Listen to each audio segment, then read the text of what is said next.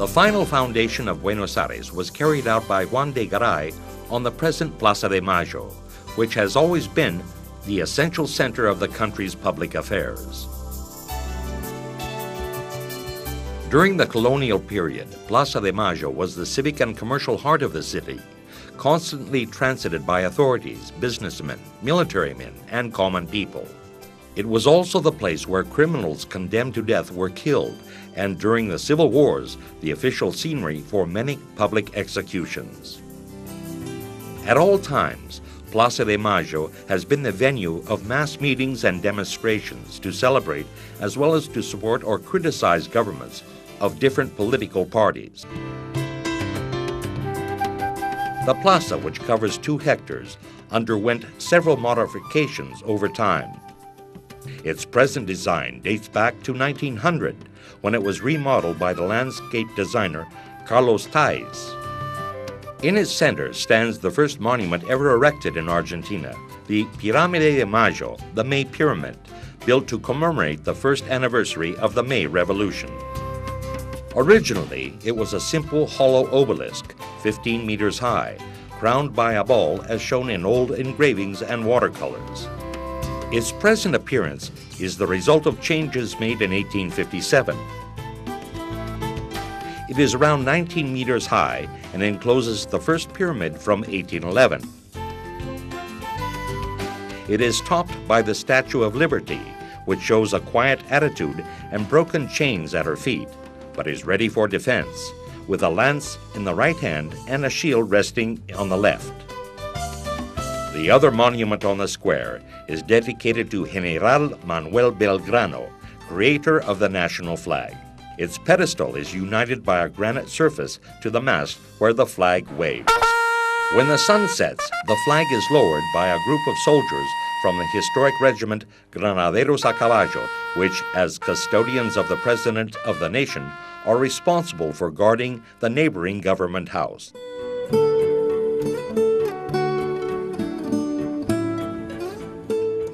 The central government headquarters are located in the so-called Casa Rosada, built on the site once occupied by the Fort of Buenos Aires, seat of governors and viceroys during the Spanish domain. Its history is rich in refurbishing and additions, but its present aspect is the result of joining 2 buildings separated by a passageway. Towards 1886, they were integrated by a large central arch. The building, with its characteristic pink color, combines great quantity of dissimilar architectural elements. Although its forefronts are different, the construction looks sober and attractive. Works carried out during recent years enabled the discovery of remnants from the original fort and the old customs warehouse on the sector facing the river. It is interesting to visit them, as well as the Museum of Presidents, located in the basement of the building. On the northern side of the square is the monumental neoclassical facade of the Metropolitan Cathedral. It was built on the ground indicated by the founder, Juan de Garay, but it is the 7th church built on that site. The first ones, made of mud and straw, deteriorated, being replaced by others, which in turn suffered damages, collapsed, and were demolished. The construction of the present cathedral was initiated in 1745. Its front, with columns which symbolize the 12 apostles, and a tympanum with a low relief producing the arrival of Jacob in Egypt, was finished in 1862. But the interior of the building continued to be modified. To its religious importance, the church adds the historical and aesthetic meaning of the images, carvings, and sculptures that are framed by altars, cornices, ornaments, and paintings of a remarkable artistic value. One of the best examples is the tabernacle, where the Holy Sacrament is shown in an exceptional work of art made of gold and silver, which is more than 2 meters long and weighs 110 kilos.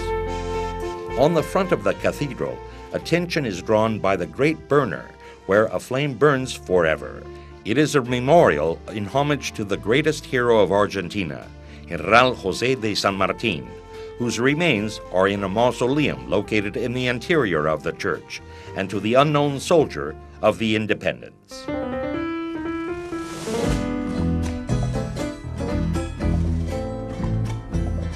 Next to the cathedral and facing the Casa Rosada is the historical building which Argentines cherish most, the Metropolitan Cabildo, unmistakable for its colonial architecture, its whiteness, and its tower with a clock. It witnessed the May Revolution of 1810 that initiated the birth of Argentina and the collapse of the Spanish Empire in South America. The first Cabildo was built in 1609, but the final building was started in 1725. It had 2 floors and 11 arcades, making it 60 meters wide. In colonial times, its members met weekly in this building to take administrative, financial, construction, and judicial decisions related to Buenos Aires and its jurisdiction. During the independent period, it became the site of justice, and towards 1880, the modernizing fever caught Buenos Aires and led to the modification of its tower and its front. Afterwards, the opening of the Avenida de Mayo forced the demolition of 3 arcades on the northern side, and the diagonal Roque Sans Peña eliminated another 3 in the southern part. Deprived of its tower, with only half of its original width and an Italian-style front, it was on the verge of completely disappearing. But in 1940, a conscientious restoration was initiated. The result was the present building. Narrower than the colonial one, it was rebuilt exactly as it looked in the 18th century. The museum inside exhibits plans, paintings, weapons, furniture, and other objects related to the building, plus the May Revolution and the British invasions, which Buenos Aires repelled in 1806 and 1807.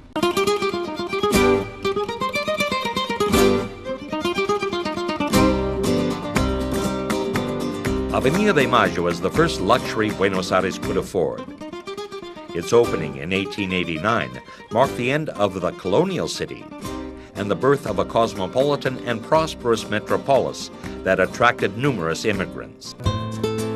Born nearby the historical Cabildo, it symbolically connects the Casa del Gobierno with the Palacio del Congreso along 10 blocks flanked by buildings having a remarkably rich architecture.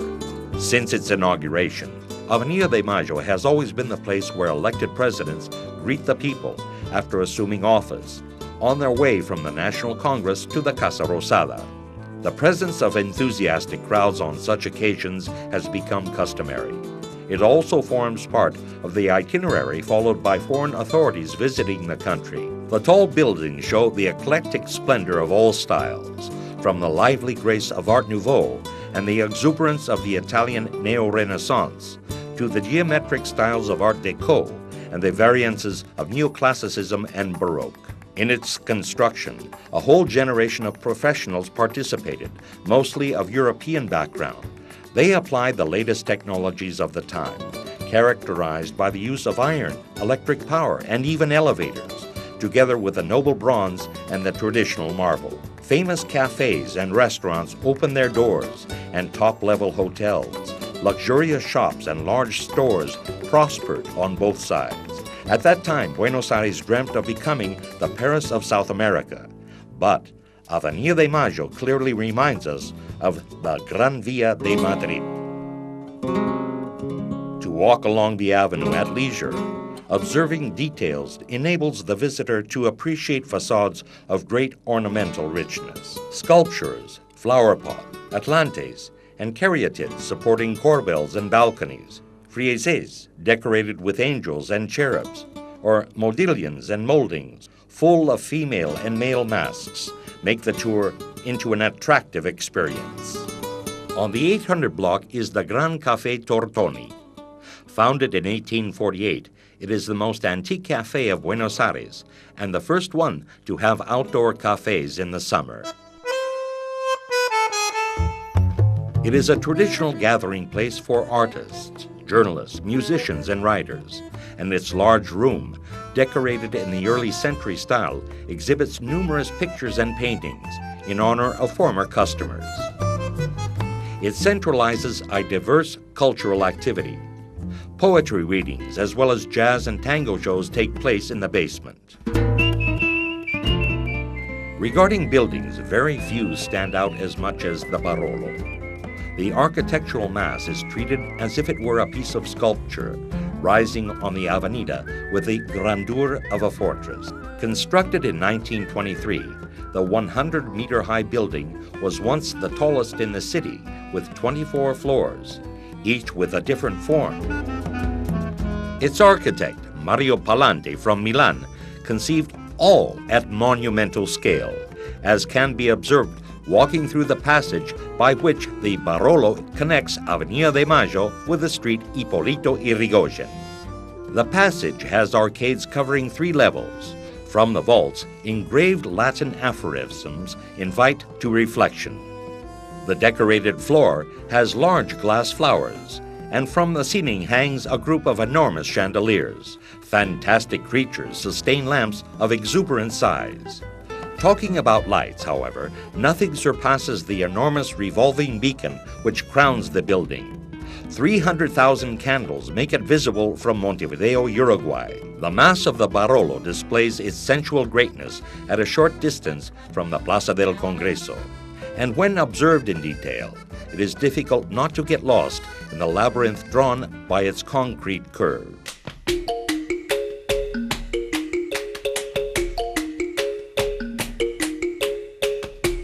Avenida de Mayo ends at Plaza del Congreso, an open space of great hierarchy. It was constructed in 1910 to allow the right perspective to the monumental building where the sessions of the Chambers of Deputies and of Senators, the legislative power, take place. This square has one of the most artistic statues in the city, El Pensador, the Thinker, of Auguste Rodin, and a large monument formed by several groups of sculptures and various figures in bronze. It is a homage to the 2 congresses that set the basis on which Argentina was founded: the Assembly of 1813 and the Congress that declared independence in 1816. The central motif is the image of the Republic overcoming obstacles and reaching prosperity.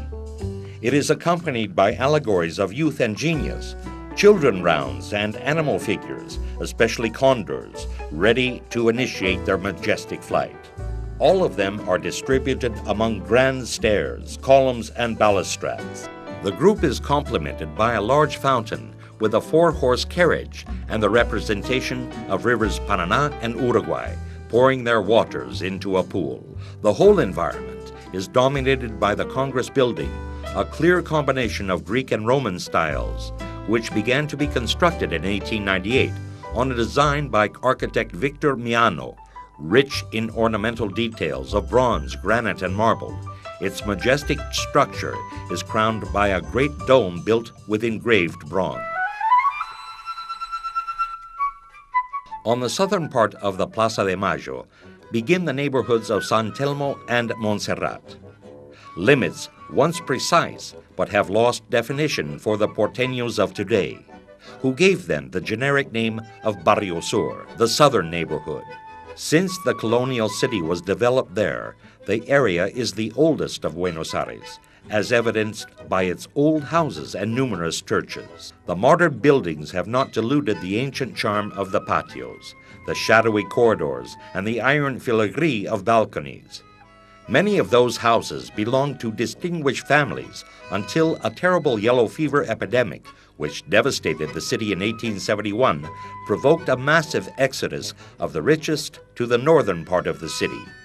The spacious houses were then partitioned and subdivided, giving origin to the conventillo, a name given to tenement houses where thousands of immigrant families shared their needs with the poorest local population.